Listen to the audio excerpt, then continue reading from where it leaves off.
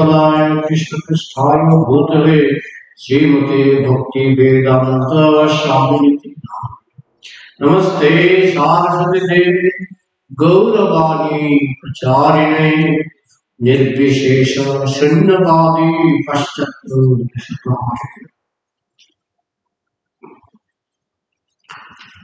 आज আমরা শ্রীমদ্ ভাগবতের তৃতীয় স্কন্ধের দ্বিতীয় ভাগে 29 নম্বর অধ্যায় থেকে আমরা শ্রবণ করব। অধ্যায়ের নাম ভগবান কপিল দেব কর্তৃক ভগবত ভক্তির ব্যাখ্যা। 16 নম্বর শ্লোক। মত্তৃষ্ণ দর্শন স্পর্শ পূজাস্তুতি অভিবন্দনৈ পূজাস্তুত অভিবন্দনৈ ভূতিষু মদ্ভাবনায়া সত্যনা সঙ্গমেন চ এবং শ্রীল প্রভুপাদ কৃত অনুবাদ এবং তাৎপর্য। জয় শ্রীল প্রভুপাদ কি। অনুবাদ: ভক্তের নিয়মিত ভাবে মন্দিরে আমার শ্রী বিগ্রহ দর্শন করা, আমার শ্রী পাদপদ্ম স্পর্শ করা এবং আমার উদ্দেশ্যে পূজা উপচার এবং প্রার্থনা নিবেদন করা উচিত। তার উচিত সত্যগুণে নিষ্কাম চিত্তে প্রতিটি জীবকে চিন্ময় ভাব সমন্বিত বলে দর্শন করা। তাৎপর্য: মন্দিরে ভগবানের পূজা করা ভক্তের একটি কর্তব্য। নবীন ভক্তদের জন্য তা বিশেষভাবে অনুমোদিত হয়েছে, কিন্তু যারা উন্নত ভক্ত তাদেরও মন্দিরের পূজায় অবহেলা করা উচিত নয়। মন্দিরে ভগবানের উপস্থিতি নবীন ভক্ত এবং উন্নত ভক্ত যেভাবে অনুভব করেন তার মধ্যে পার্থক্য রয়েছে। নবীন ভক্ত মনে করে যে অর্চা বিগ্রহ মূল ভগবান থেকে ভিন্ন। সে মনে করে যে তা হচ্ছে বিগ্রহ রূপে ভগবানের প্রতীক। কিন্তু একজন উন্নত ভক্ত মন্দিরে ভগবানের শ্রী বিগ্রহকে পরমেশ্বর ভগবান বলেই মনে করেন। তিনি ভগবানের সঙ্গে মন্দিরে ভগবানের অর্চা বিগ্রহের কোনো পার্থক্য দেখেন না। এটি ভগবত ভক্তির সর্বোচ্চ স্তর, ভাব সমন্বিত ভক্তের দর্শন। কিন্তু নবীন ভক্ত দৈনন্দিন কর্তব্য রূপে মন্দিরে ভগবানের পূজা করেন। মন্দিরে ভগবানের পূজা করা ভক্তের একটি কর্তব্য কর্ম। তিনি নিয়মিত ভাবে অত্যন্ত সুন্দর ভাবে সজ্জিত ভগবানের শ্রী বিগ্রহ দর্শন করতে চান এবং শ্রদ্ধা সহকারে তিনি ভগবানের শ্রী পাদপদ্ম স্পর্শ করেন এবং ফল ফুল এবং স্তুতি আদি পূজার সামগ্রী নিবেদন করেন। সেই সঙ্গে ভক্তি মার্গে উন্নতি লাভের জন্য ভক্তের উচিত অন্য জীবদেরও ভগবানের বিভিন্ন অংশ চিৎ স্ফুলিঙ্গ রূপে দর্শন করা। ভক্তের কর্তব্য ভগবানের সঙ্গে সম্পর্কিত প্রতিটি জীবকে শ্রদ্ধা করা। যেহেতু প্রতিটি জীবের ভগবানের বিভিন্ন অংশ হওয়ার ফলে ভগবানের সঙ্গে সম্পর্ক রয়েছে, তাই ভক্তের কর্তব্য সমস্ত জীবকে চিন্ময় অস্তিত্বের সমস্তরে দর্শন করতে চেষ্টা করা। ভগবত গীতায় সেই সম্বন্ধে বলা হয়েছে, একজন বিদ্বান ব্রাহ্মণ, শূদ্র, একটি গাভী, হস্তি, কুকুর এবং একজন চণ্ডালকে জ্ঞানবান পণ্ডিত সমান দৃষ্টিতে দর্শন করেন। তিনি দেহকে দর্শন করেন না, যা কেবল একটি বাইরের বসনের মতো। তিনি একজন ব্রাহ্মণের অথবা একটি গাভীর অথবা একটি শূকরের বসন দর্শন করেন না। তিনি ভগবানের বিভিন্ন অংশ চিৎ স্ফুলিঙ্গ দর্শন করেন। ভক্ত যদি প্রতিটি জীবকে পরমেশ্বর ভগবানের বিভিন্ন অংশরূপে দর্শন না করে তাহলে তাকে প্রাকৃত ভক্ত বলে বিবেচনা করা হয়। তিনি সম্পূর্ণরূপে চিন্ময় স্তরে অধিষ্ঠিত হননি। পক্ষান্তরে তিনি ভক্তির নিম্নতম স্তরে রয়েছেন, কিন্তু তিনি ভগবানের বিগ্রহের প্রতি সমস্ত শ্রদ্ধা প্রদর্শন করেন। ভক্ত যদিও সমস্ত জীবকে চিন্ময় স্তরে দর্শন করেন, তবু তিনি সকলের সঙ্গ করতে আগ্রহী নন। যেহেতু একটি বাঘ ভগবানের বিভিন্ন অংশ। তার অর্থ এই নয় যে ভগবানের সঙ্গে তার সম্পর্ক রয়েছে বলে আমরা তাকে আলিঙ্গন করি। আমাদের কেবল তাদেরই সঙ্গ করা উচিত যাদের কৃষ্ণ ভাবনা বিকশিত হয়েছে, যারা কৃষ্ণ ভক্তিতে উন্নত, তাদেরই সঙ্গে আমাদের মৈত্রী স্থাপন করা উচিত এবং বিশেষ শ্রদ্ধা প্রদর্শন করা উচিত। অন্য সমস্ত জীবেরাও নিঃসন্দেহে ভগবানের বিভিন্ন অংশ, কিন্তু যেহেতু তাদের চেতনা আচ্ছাদিত এবং তাদের কৃষ্ণ ভক্তি বিকশিত হয়নি, তাই তাদের সঙ্গ ত্যাগ করা উচিত।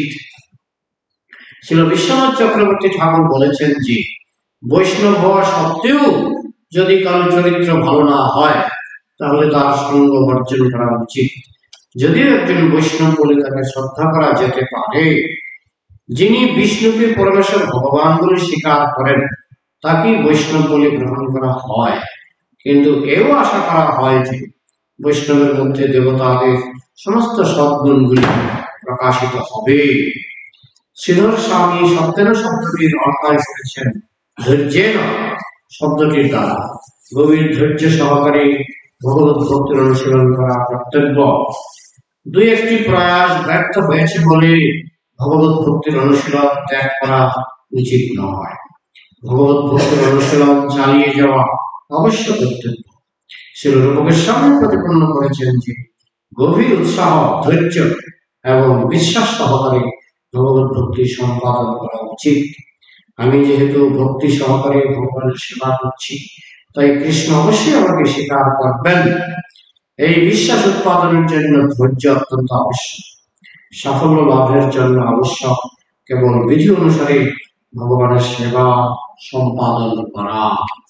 শ্রীল প্রভুপাদ অত্যন্ত কৃপা করে তিনি খুব সুস্পষ্ট ভাবে এই শ্লোকটি ব্যাখ্যা করেছেন। মধ্যিষ্ণ, মধ্যিষ্ণ মানে আমার মূর্তি, কৃষ্ণ মানে মূর্তি। অনেকে বলে মূর্তি পূজা আমাদের শাস্ত্রে নাই। তো এখানে কপিলদেব তিনি ভক্তিমার্গ ব্যাখ্যা করতে গিয়ে মূর্তির কথা বলছেন। মূর্তি ছাড়া ভক্তি অসম্ভব। ভক্তিমার্গ মানে মূর্তি থাকবেই। মধ্যিষ্ণ দর্শন, মূর্তিকে কি করতে হবে না, এটা মূর্তিকে সুন্দর করে সাজাতে হবে এবং ভক্তরা এসে তাকে দর্শন করবে, তাই না? আমরা বলি দর্শন আরতি। দর্শন আরতি ভগবান সেজে গুজে তিনি যখন দর্শন দিতে প্রস্তুত, ভক্তরা এসে তাকে দর্শন করবে। তো মধ্যিষ্ণ দর্শন আর কি? স্পর্শ, শুধু দর্শন নয়, স্পর্শ। সবাই তো স্পর্শ করে না, বিশেষ করে পূজারী সেই বিগ্রহকে স্পর্শ করে। আর কি? পূজা, এই যে ষোড়শোপচারে ধূপকাঠি, শঙ্খ, পঞ্চপ্রদীপ, ফুল, রুমাল, চামর, গ্রীষ্মকালে ময়ূরের পাখা, এইসব দিয়ে ষোড়শোপচারে ভগবানের আরতি করা হয়। পূজা, স্তুতি, স্তুতি মানে বন্দনা, প্রার্থনা। বিগ্রহের সামনে দাঁড়িয়ে প্রার্থনা না করলে নাকি বিগ্রহ বিরক্ত হয়। এই ভক্তটা আমার সামনে দাঁড়ানো, কিছু প্রার্থনা তো করবো না, এই জন্য বিগ্রহের কাছে প্রার্থনা। কি প্রার্থনা করব? ন ধনম ন জনম ন সুন্দরী কবিতা বা জগদীশ কাম। আমার তো একটু ধন লাগে, বলা হচ্ছে ধন চাই না, জন চাই না, ভগবান চাই না। তো এইসব লাগলে অনেক মহারাজকে বলতে শুনেছি, রাধা মাধবের কাছে এসব চাই না। যদি চাইতেই হয় কিছু বিষয়, কার কাছে চাইবে? না, আমাদের মন্ত্র আছে নরসিংহদেবের কাছে আপনি কিছু চাইতে পারেন। নরসিংহদেবের কাছে আমার শরীরটা ভালো যাচ্ছে না, আমার তো রোগ ব্যাধি, হে নরসিংহদেব আমার রোগ ব্যাধিটা একটু ভালো করে। নরসিংহদেবের কাছে চাওয়া যায় বলে, কারণ কিন্তু ভক্তি বিঘ্ন হিসাবে, ঠিক আছে, বিঘ্ন দূর করে দাও। শরীর খারাপ, আমি জব করতে ইচ্ছে হচ্ছে না, শরীরটা সুস্থ করে দাও। কিন্তু রাধা মাধবের কাছে চাওয়া যাবে, রাধা মাধবের কাছে শুধু চাইতে হবে ভক্তি, প্রেম, আর কিছু। তো এই যে এটাকে বলা হচ্ছে স্তুতি। স্তুতি মানে প্রার্থনা, ভগবানের কাছে প্রার্থনা করতে হবে। রাধা মাধবের কাছে একদম শুদ্ধ প্রার্থনা, ন ধনম ন জনম। কিন্তু যদি প্রার্থনার মধ্যে কিছুটা বিষয় বাসনা থাকে তাহলে নরসিংহদেবের কাছে করা যেতে পারে। সে পাঁচজনের নিবাস বলতেন যে নরসিংহদেব বেশি বিরক্ত হয় যখন কোনো ভক্ত ওনার কাছে কিছু প্রার্থনা না করে, কিছু চাইতে হবে, চাইলে তিনি খুশি। নরসিংহদেব তার কাছে কিছু চাইলে খুশি, না চাইলে তিনি বিরক্ত হন, ভক্তটা আমার কাছে কিছু চাইছে না।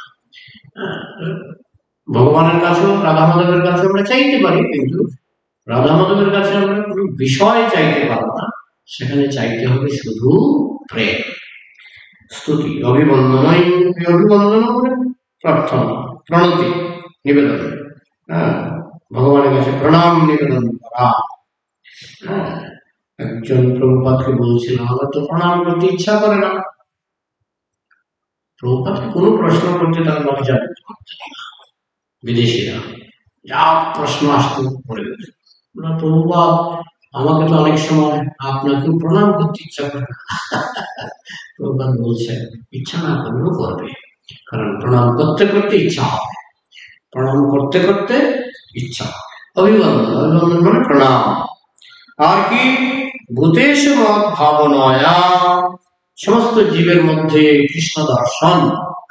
বলে কি তারা কি অভিন্ন কৃষ্ণ? না, অভিন্ন কৃষ্ণ নয়, কৃষ্ণের অংশ, কৃষ্ণের অংশ। মমৈব অংশ জীবলোকে জীবভূত সনাতন, এই সমস্ত জীব হচ্ছে আমার অংশ। এখন সূর্যের অংশ যেমন সূর্যের জ্যোতি, সূর্যের কিরণ, সূর্যের কিরণ হচ্ছে সূর্যের অংশ। তো এই যে কিরণটা, সূর্যের যে আলো, লাইট, সেটা কি সূর্য নাকি সূর্য নয়? আমি যদি বলি যে সূর্য, তাও ঠিক নয়, কারণ সূর্য তো প্রচন্ড গরম।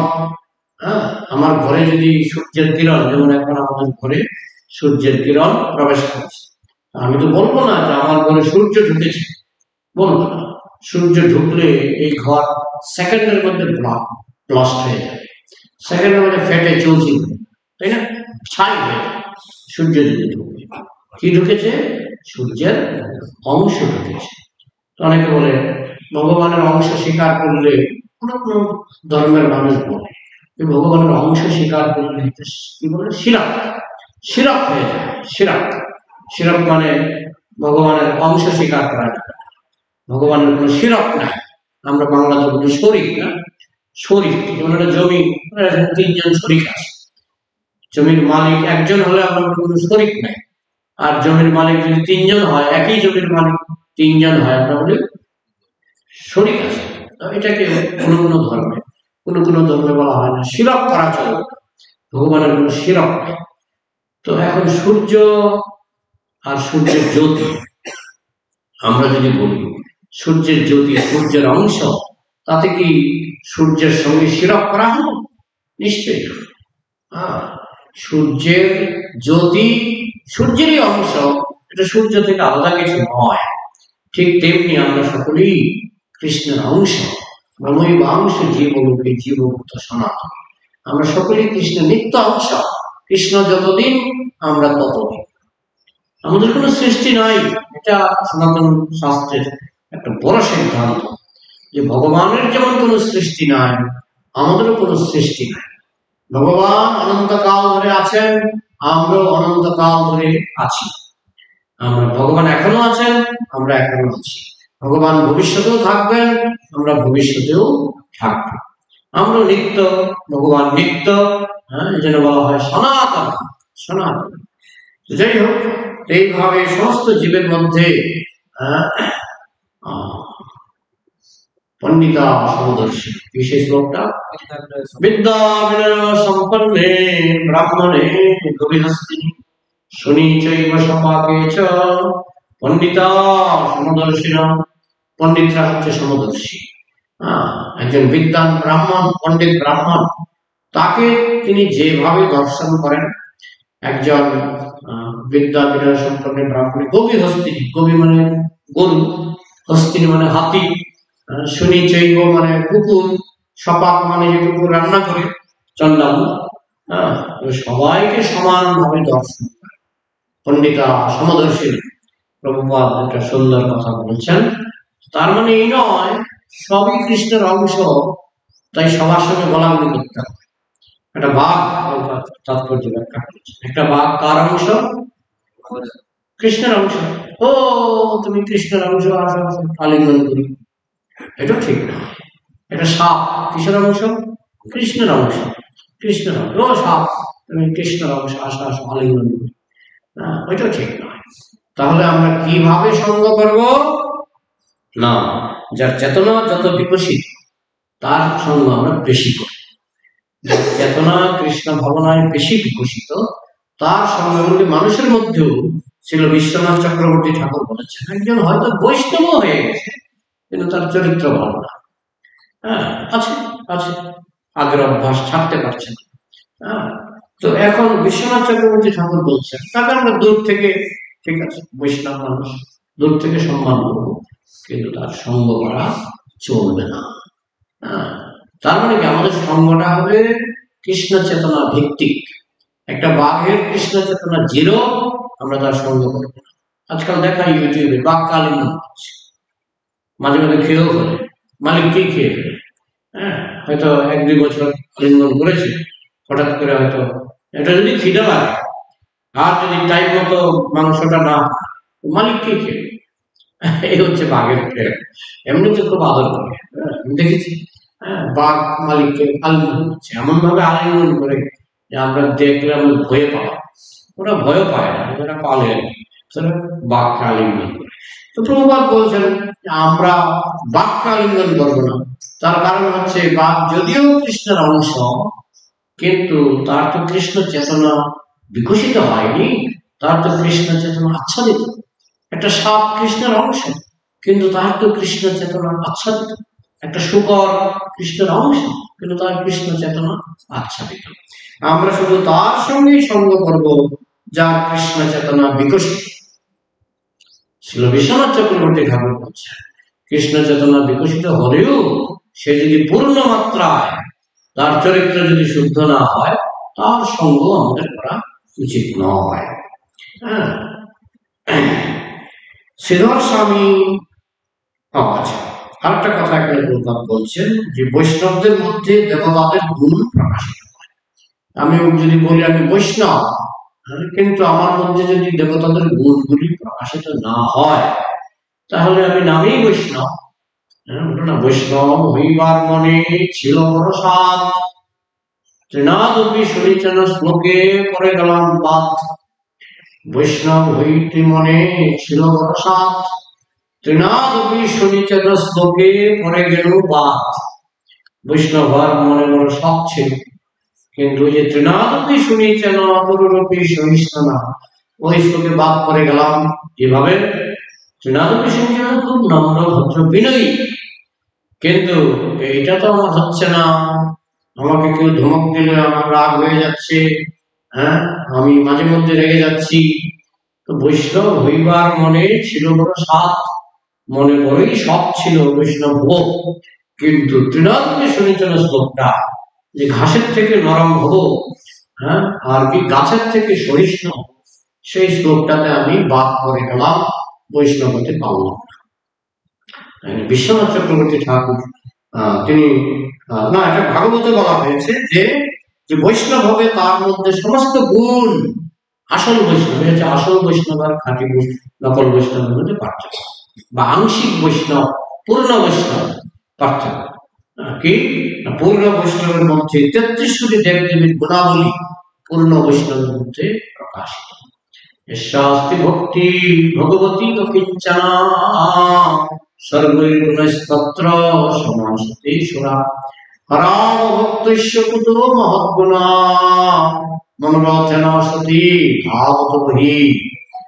যে শাস্তি ভক্তির ভগবতী অকিঞ্চনা, ভগবানের প্রতি যার সম্পূর্ণ অকিঞ্চন ভক্তি, নিষ্কাম ভক্তি, নিষ্কিঞ্চন ভক্তি, কোনো জড় বাসনা নাই, সে ধরনের ভক্তি যার হয়েছে, শাস্তি ভক্তির ভগবতী অকিঞ্চনা সর্বৈর গুণস্তত্র সমাসতে সুরা, সমস্ত দেবতারা তাদের সমস্ত গুণাবলী নিয়ে সেই বৈষ্ণবের দেহে প্রকাশিত হয়। 33 কোটি দেবদেবীর সমস্ত গুণাবলী সেই বৈষ্ণবের শরীরে প্রকাশিত হয়। সর্বৈ গুণই, সর্বৈ গুণ, সব গুণ নিয়ে সমাস হতে সুরা, সুরা মানে দেবতা, দেবতারা সমস্ত গুণ নিয়ে সেই বৈষ্ণবের শরীরে আত্মপ্রকাশ করে।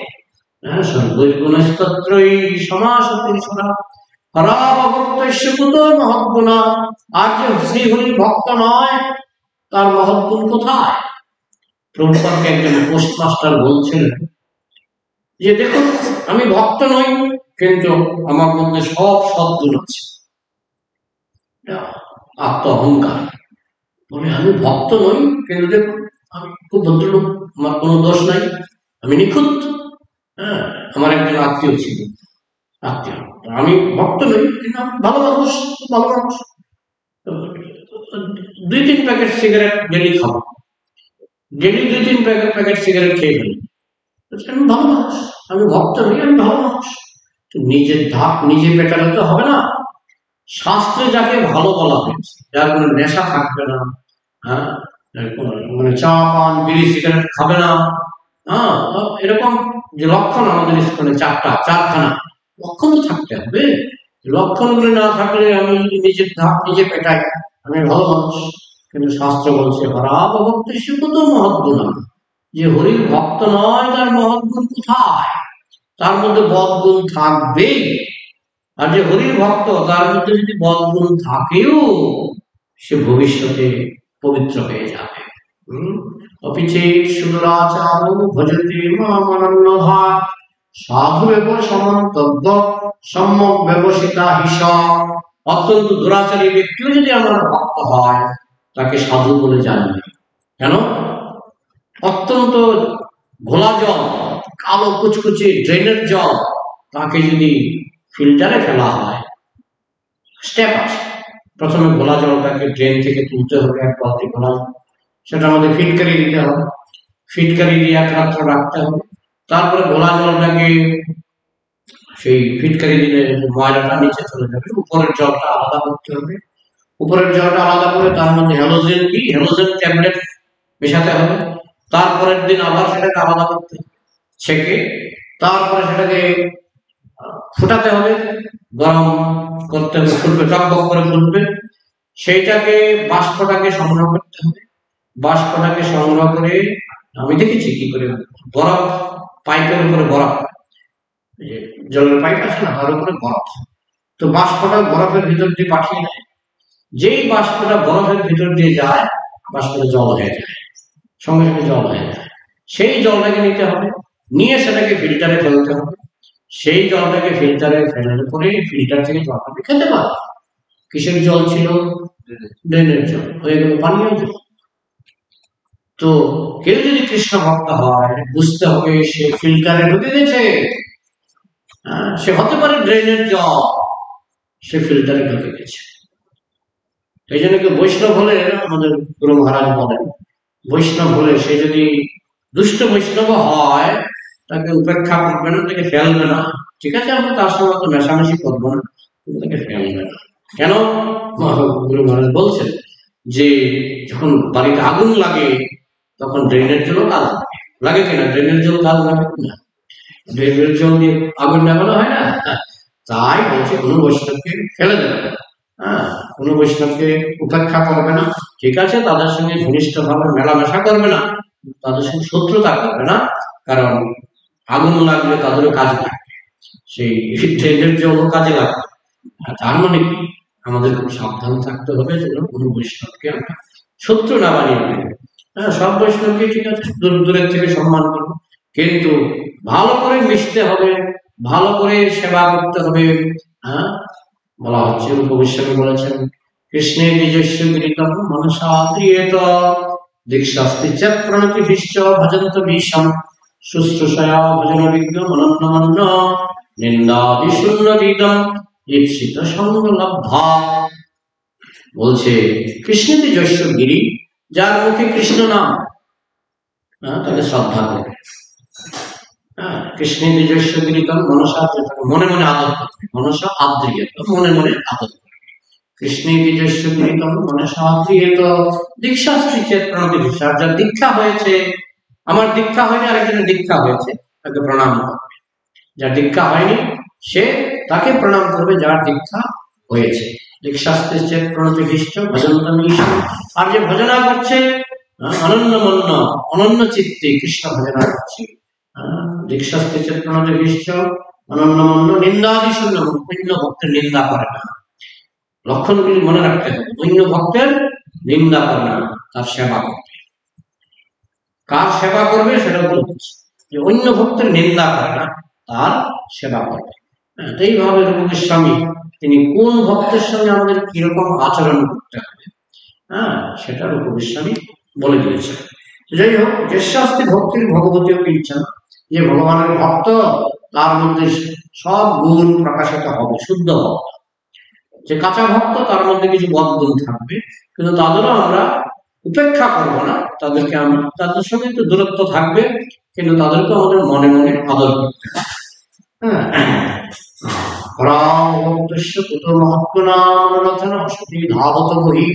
যে ভগবানের ভক্ত নয় তার সদ্গুণ কোথায়? সে তো মনের রথে চড়ে অসৎ পথে ধাবিত হচ্ছে। মনের রথে ন অসতী ধাবত বহির্মুখী, সে বহির্মুখী, সে মনের রথে চড়ে সে অসৎ পথে ধাবিত হচ্ছে। সে হরির ভক্ত নয়, তার মধ্যে সমস্ত অসৎ গুণ থাকবে। আর যে হরির ভক্ত তার মধ্যে যদি অসৎ গুণ থাকেও, সে ফিল্টারে ঢুকে গেছে। সুতরাং যেমন রাশিয়াতে জলের কিছু কিছু এলাকা আছে, জলের ভীষণ এত অভাব, আমরা একদিন পাইপ নষ্ট হলে আমাদের মাথা গরম হয়ে যায় না? জলের পাইপটা যদি একদিন নষ্ট হয়ে যায়, আর যদি একদিন বলে ট্যাঙ্কে জল নয়, কি করে রান্না হবে, কি করে স্নান হবে, কি করে কাপড় ধোয়া হবে, তাই না? রাশিয়াতে এরকম জায়গা প্রচুর আছে যেখানে জল পাওয়া যায় না। ওরা কি করে জানে? ওরা পায়খানার জল আছে না, পায়খানার জল মোটর দিয়ে তুলে সেটা মেশিন দিয়ে ছেঁকে, সেটা মেশিন আছে, ভালো মেশিন দিয়ে ছেঁকে এটাকে রিফাইন করে, একবার রিফাইন করে, দুইবার রিফাইন করে, তিনবার রিফাইন করে, 15 বার রিফাইন হয়ে যায়। যখন 15 বার রিফাইন হয়ে যায়, পরিষ্কার সেই জলটা বোতলে ভরে বিক্রি করে, খাওয়ার জল। বুঝেছেন? খাওয়ার জল কোথা থেকে নিল? ট্যাঙ্কির থেকে, পায়খানার ট্যাঙ্কির থেকে। বলে এসব করে নাকি মানুষ? আরে জল পাচ্ছেন বলে বুঝতে পারছেন না। ভগবান তো ভারতবর্ষে সস্তায়, বলতে গেলে বিনামূল্যে জল দিয়ে গেছেন। আমাদের এখানে যে ঘর ভাড়া করা যায় জলের হিসাব করে, আমেরিকায় মিটার লাগিয়ে দেয়, জলের মিটার। আপনি আজকে কত মিটার জল ব্যবহার করলেন সেই অনুসারে আপনাকে টাকা দিতে। কথা বলছেন? বিভিন্ন ঘরে যে ভাড়াটিয়ারা থাকে, জলের মিটার, কারেন্টের মিটার যেমন থাকে, জলের মিটার। তো কৃষ্ণ ভারতবাসীকে বেশি কৃপা করেছেন, এখানে জল, বাতাস, সূর্যের আলো পর্যাপ্ত। কিন্তু রাশিয়ার মতো দেশে এমন কিছু এলাকা আছে এখানে জল পাওয়া যায় না, সেখানে বাধ্য হয়ে মানুষ ওই পায়খানার জলকে রিফাইন করতে করতে তারা পায়খানার জলকে পানীয় জলে রূপান্তরিত করে, রিফাইন করলে আপনি টেরো পাবেন, পায়খানা বন্ধ থাকবে। এমন ভাবে মেশিন দিয়ে ওরা করে নেয় না, একেবারে 15 বার রিফাইন করে এটাকে আপনাকে বোতলে ভরে দেবেন, দেখবেন পরিষ্কার জল, কোনো পায়খানার গন্ধ নেই। মানুষ খায়, কি করবে? জলের অভাব। বুঝেছেন? যাই হোক, তো আমরা যারা ওই ড্রেনের জলের মতো নোংরা কিংবা সেপটিক ট্যাঙ্কের ভক্তরা, তো অনেক সময় আগের অভ্যাস সহজে ছাড়তে পারে। সেপটিক ট্যাঙ্কের মতো, যেমন কৃষ্ণদাস কবিরাজ গোস্বামী বলছেন, আমি জগাই মানাই কেন পচা, আমি জগাই মানাই কেন খারাপ, মানলাম।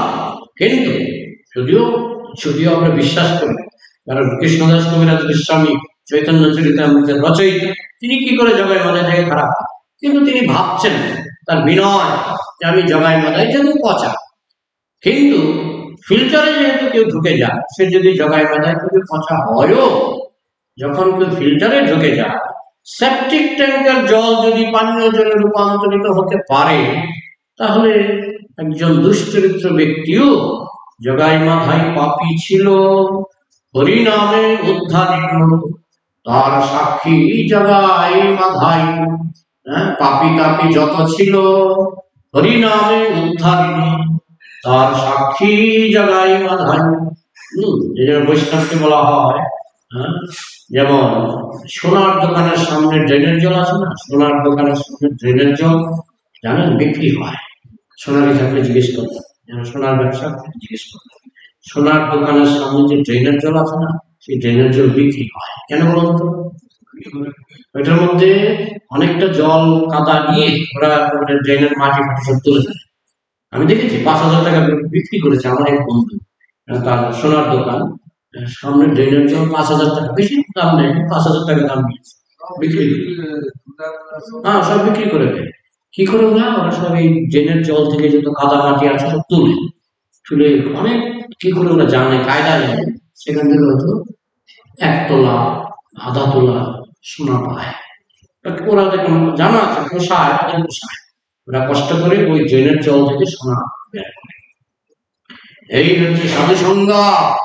ড্রেনের জল সোনার দোকানের সঙ্গ করতে করতে তারও দাম হয়ে যায় 5,000 টাকা। তা আমরা যারা ড্রেনের জলের মতো যদি আমরা থাকি, যদি সাধু সঙ্গ করি, ড্রেনের জল যদি সোনার দোকানের সঙ্গ করে, তাহলে ড্রেনের জলের দাম 5,000 টাকা হয়ে যেতে পারে, 10,000 টাকা হয়ে যেতে পারে। আমরা যদি সাধু সঙ্গ করি তাহলে আমাদের দাম বেড়ে যাবে। কাজু বাদাম এখন কত করে কেজি? আচ্ছা, 800 ধরলাম। এবার কাজু বাদামের, আপনি কাজু বাদাম কিনতে গেলেন, একটা নিচে একটা কাগজ দেয় না, কাগজ দেয় না, এটা কাগজ দেয়, কাগজটার দাম কত?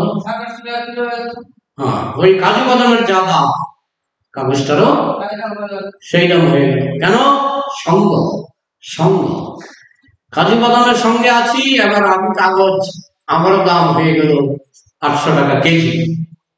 হতে পারে, হয়তো বলতে পারি 0.5 গ্রাম হতে পারে, 0.5 গ্রামের দাম তো 800 টাকা রেট।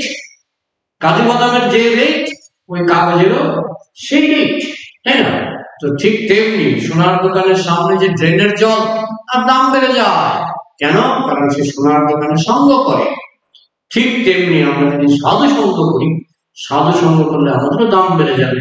আমরা যতই পচা ভচা হই না কেন, সাধু সঙ্গে থাকলে আমাদের মূল্য বৃদ্ধি হবে। কাজু বাদামের সঙ্গে থাকলে কাগজের দাম যেমন বাড়ে, আমরা যদি সাধু সঙ্গে থাকি আমাদেরও মূল্য বৃদ্ধি হবে।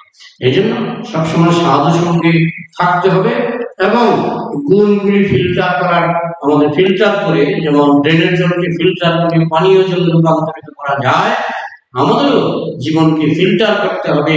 শ্রবণ কীর্তন রূপ যে ওষুধ মহাপ্রভু দিয়েছেন, এনেছি ঔষধি মায়া নাশিবারও লাগে, মায়া নাশ করবার জন্য মহাপ্রভু যে ওষুধ দিয়েছেন, সে ওষুধ গ্রহণ করে যদি আমরা নিজেদেরকে ফিল্টার করতে পারি, তাহলে পায়খানার জল যেমন পানীয় জল হতে পারে, আমাদের জীবনও পরিবর্তন আসবে। শিপ্রাং ভবতি ধর্মাত্মা শস্য শান্তি নিগচ্ছতি গন্তেয় প্রতিজানিহি নমে ভক্তা প্রণশ্যতি। হে কুন্তিপুত্র, খুব শীঘ্রই এই দুষ্ট লোকটা ভক্ত হবে, নির্মল হবে। তুমি জগতে ঘোষণা করে দাও, আমার ভক্ত কখনো নষ্ট হবে না। 2 দিন আগে আর 2 দিন পরে ক্ষিপ্রাম, তাড়াতাড়ি এই লোকের মধ্যে পরিবর্তন আসবে, সে যদি নিষ্ঠাবান ভক্ত হয়। প্রভুপাদ আরেকটি পয়েন্ট বলেছেন যে বিগ্রহ দর্শন নতুন ভক্ত করে, আবার পাকা ভক্ত করে। মহাপ্রভু যখন জগন্নাথ দর্শন করেছিলেন, তখন মহাপ্রভু অজ্ঞান হয়ে পড়ে গেছিলেন, জানেন, 3 দিন অজ্ঞান ছিলেন। মহাপ্রভু জগন্নাথ দর্শন করেন, আমরাও তো যাই জগন্নাথ পুরীতে, আমরা তো দর্শন করি, আমরা তো অজ্ঞান হই না। অজ্ঞান তো দূরের কথা, চোখেও জল আসে না, তাই না? মহাপ্রভু দর্শন মাত্র সঙ্গে সঙ্গে অজ্ঞান হয়ে পড়ে গেছিলেন। 3 দিন অজ্ঞান ছিলেন, 3 দিন। তাহলে মহাপ্রভু জগন্নাথ দর্শন করেছেন, আমরাও জগন্নাথ দর্শন করি, কিন্তু দর্শনের মধ্যে আকাশ পাতাল ফারাক। যারা কাঁচা ভক্ত তারা মনে করে বিগ্রহটা কাঠের, এই বিগ্রহটা লোহার, এই বিগ্রহটা সোনার, এই বিগ্রহটা পাথরের। যে পাকা ভক্ত সে জানে এই বিগ্রহ হচ্ছে অভিন্ন কৃষ্ণ। কি করে? সেটা কৃষ্ণের ব্যাপার, কৃষ্ণ পারে, কৃষ্ণ পারে। কৃষ্ণ যদি মনে করে আমি আমার সর্বশক্তি এই কাঠের বিগ্রহের মধ্যে আমি প্রকাশ করব, কৃষ্ণ পারে। না হলে তিনি কিসের সর্বশক্তিমান? কৃষ্ণ এটা পারেন না, সেটা পারেন না, এটা পারেন না, সেটা পারেন না, তিনি কিসের নকল সর্বশক্তিমান? আসল সর্বশক্তিমান চাইলে একটা কাঠের বিগ্রহের মধ্যে তার সর্বশক্তি প্রকাশ করতে সক্ষম। হ্যাঁ, জানি না কতটুকু সত্য। ওই রাম মন্দিরের রামচন্দ্রের নতুন আমি দেখলাম, আমি চিনি না, ইউটিউবে দেখাচ্ছে, চোখ টিপ দিচ্ছে, দেখেছেন আপনারা? জানি না কতটুকু সত্য, কিন্তু ওইটা এবিপি আনন্দ নাকি খবর দেয়, চোখ টিপ দিয়েছে। হ্যাঁ, এখন ভগবান জানে কত কিছু অলৌকিক, আমরা তো বুঝি না। এই যখন নরেন্দ্র মোদী পূজা করছে না, মানে স্থাপন করছে, একটা বানর গিয়ে এই রামচন্দ্রের পায়ের নিচে বসেছে, দেখেছেন? এই ভিডিওটা দেখেছেন? একটা বানর। প্রভুপাদ বলতেন ছদ্মবেশে দেবতারা চলে আসে, ছদ্মবেশে ইন্দ্র, ব্রহ্মা, নারদ ছদ্মবেশে চলে আসে। এখন এই বানরটা কি, অনেকে বলছে হনুমান ছদ্মবেশে ঢুকেছে। হনুমান রূপে ঢুকবে না, কলিযুগে তিনি আত্মপ্রকাশ করবেন, কিন্তু তিনি ছদ্মবেশে ঢুকে যেতে পারেন। বুঝা গেল? প্রভুপাদ একবার লস এঞ্জেলেসে একজনকে দেখছেন কান্না করছেন, তো ভক্তরা জিজ্ঞেস করছে আপনি কান্না করছেন কেন? নারদ মুনি এসেছে, নারদ মুনি। প্রভুপাদ দেখছেন, অন্যরা দেখতে পাচ্ছেন। নারদ মুনি এসেছেন Los Angeles, America Los Angeles মন্দিরে। প্রভু বলছে কেন উনি নারদ মুনি কি করছেন? উনি অবাক হয়ে গেছেন। এই সমস্ত ম্লেচ্ছরা যারা একসময় গরুর মাংস, শুকরের মাংস সবই খেত, তারা এখন হরিনাম ভক্ত হয়ে নৃত্য করছে, সেটা দেখে নারদ মুনি খুব মজা পাচ্ছে। সেটা নারদ মুনি দেখছে।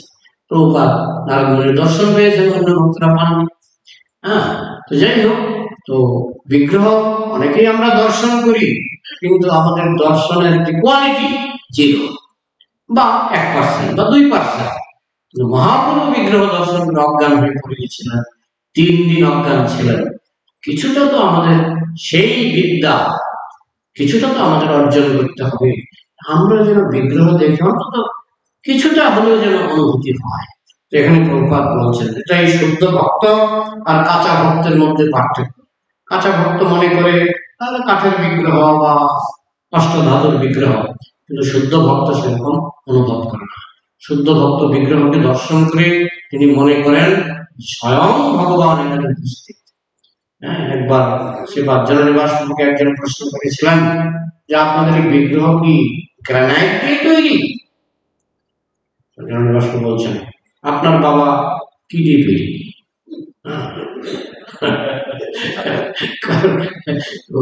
লোকটা প্রশ্ন করছে যে বিগ্রহ গ্রানাইট দিয়ে, গ্রানাইট পাথর আছে না, গ্রানাইট পাথর, কালো পাথর, গ্রানাইট দিয়ে তৈরি। তো উনি রেগে গেছেন, উনি রেগে বলছেন, জননিবাস সহজে রাখেন না, রেগে গিয়ে বলছেন আপনার বাবা কি দিয়ে তৈরি? হ্যাঁ, বলতে পারবেন যে কি দিয়ে তৈরি? তো আপনার বাবাকে যেমন এরকম প্রশ্ন করা যায় না, ভগবানকে প্রশ্ন করবেন না, স্বয়ং ভগবান এখানে উপস্থিত। হ্যাঁ, একবার একজন আমি দেখি বিদেশি ভক্তরা আমাদের থেকে ওরা শ্রদ্ধা বেশি।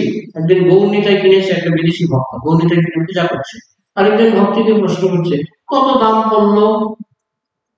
কোনো দাম নাই, অমূল্য, কোনো দাম দিয়ে এটা বলা যাবে না, অমূল্য। উনি কৃপা করে এসেছেন, উনি কৃপা করে এসেছেন।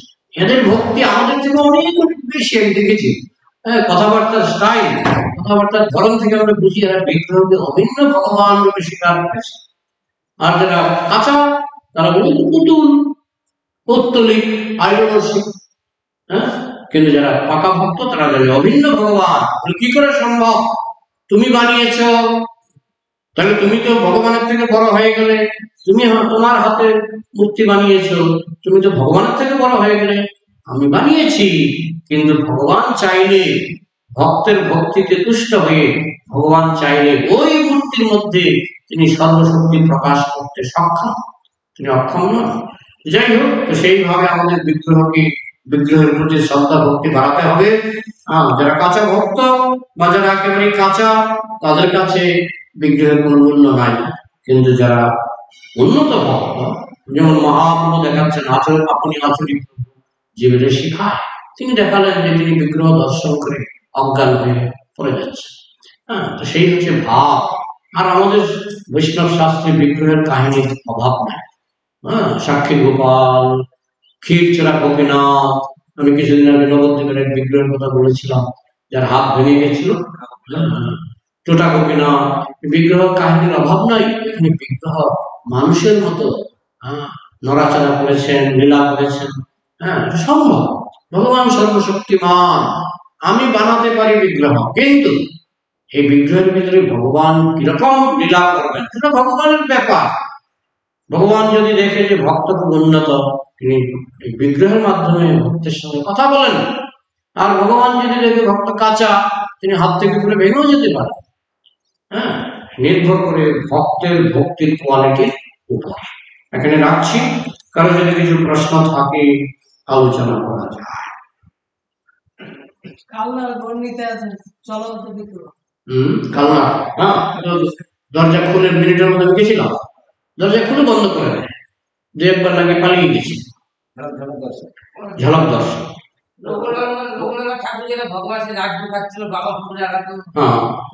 কত বিগ্রহের অনেক লীলা আছে, ছোট বিগ্রহ, বড় বিগ্রহ। হরিদাস পণ্ডিতের বিগ্রহ তো কালনা, কালনা ও দু একবার পালিয়ে গেছিল মন্দির ছেড়ে, মানে ভালো ভক্ত দেখলে পালিয়ে যায়।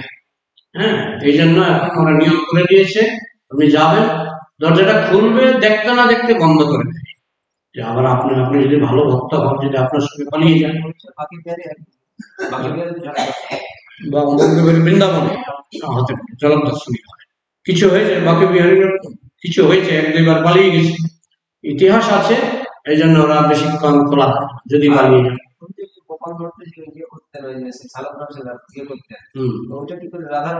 হ্যাঁ, ছিল শালগ্রাম, তারপরে হাত মুখ সব হয়ে গেছে। সে বিগ্রহ আমি দর্শন করেছি বৃন্দাবন, ছিল আগে গোল, পূজা করতে করতে একদিন দেখে যে গোলটা একদম হাত হয়ে গেল, চরণ হয়ে গেল, হাত মুখ সব হয়ে গেল, সেই শালগ্রাম শিলা থেকে বিগ্রহ হয়ে গেল। তো এইগুলি গোস্বামীরা তো মিথ্যা কথা বলে যাননি। হ্যাঁ, কিন্তু আমি বিগ্রহ দেখেছি একেবারে কৃষ্ণের মতো হাতটা হয়ে। হ্যাঁ, সেটা যে রূপান্তর হয়েছে এটা তো প্রমাণ একটু রাখতে হবে। আর কোন প্রশ্ন?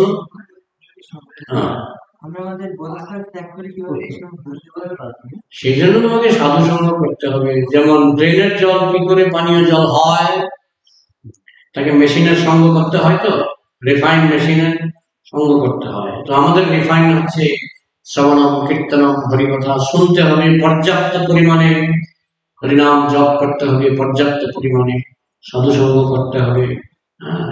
মোবাইল সঙ্গটা, মোবাইল সঙ্গ করতে পারো যদি মোবাইলের মধ্যে মহারাজের বক্তৃতা শোনো, প্রভুপাদের বক্তৃতা শোনো, তাহলে মোবাইল সঙ্গ করা যায়।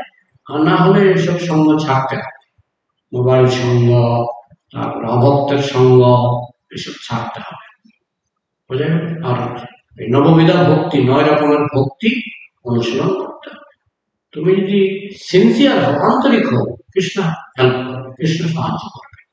আর তুমি যদি ফাঁকিবাজ হও, কৃষ্ণ তোমাকে ঘোরাবে, বুঝে গেল? আর বুঝলেন, মানে ভগবান যখন আমাদের ধৈর্যের পরীক্ষা, তখন আমাদের কিভাবে পরীক্ষায় পাশ করতে হবে। ভগবান যখন পরীক্ষা নেন, পরীক্ষায় পাশ করতে হবে। উৎসাহ নিশ্চয় ধৈর্য তত্ত্বকর্ম প্রবর্তনা সঙ্গত্যাগাত শতবৃত্তি সরবের ভক্তির প্রসিদ্ধ।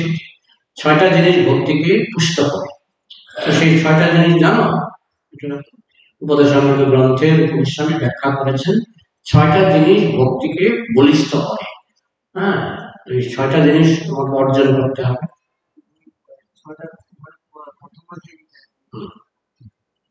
6টা জিনিস ভক্তিকে নষ্ট করে, 6টা জিনিস ভক্তিকে পুষ্ট করে, বলিষ্ঠ করে। আমাকে 6টা জিনিস ত্যাগ করতে হবে, 6টা জিনিস গ্রহণ করতে হবে। লেগে থাকতে হবে। আম গাছের সঙ্গে যদি আমটা লেগে থাকে, আমটা যখন ছোট থাকে খেতে কেমন লাগে? কষ্ট। আমটা যদি লেগে থাকে গাছের মধ্যে, আমটা একদিন পাকবে, মিষ্টি হবে। আর যদি ঝরে গাছ থেকে পড়ে যায়, পচে যাবে। ঠিক তেমনি ইস্কন হচ্ছে একটা গাছের মতো, আমরা হচ্ছে আমের মতো। এখন আমরা কষ্টি আম, কিন্তু আমরা যদি ইস্কন গাছে লেগে থাকি, একদিন পাকবে, পাকা হবে। আর যদি মায়ার ঝড়ে যদি পড়ে যাও, ছেড়ে দাও, পচে যাবে, লেগে থাকবে। আর কোনো প্রশ্ন? আর কারো কিছু প্রশ্ন? রাখছি। গ্রন্থরাজ শ্রীমদ্ ভাগবত কি, সমন্ত বৈষ্ণব ভক্তবৃন্দ কি, এটাই গৌর প্রমাণ।